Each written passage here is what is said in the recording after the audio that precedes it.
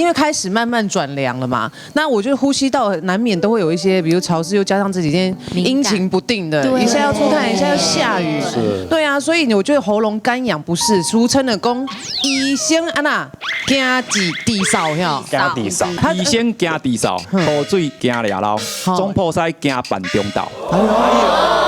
伊是惊底层呐，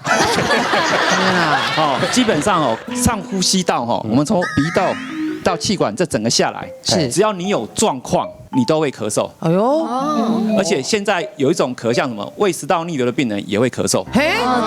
所以说实在，现在咳嗽的状况，我说实在的，真的比大家想象的复杂很多。对，那当你这些整个呼吸道一出现状况之后，它会把这个讯息传到哪里？传到你的脑袋的盐水，有个叫咳嗽中枢，那个地方就告诉你，你爱开始酷酷少。可当你那个问题没有解决的时候，你就一直咳，一直咳，一直咳。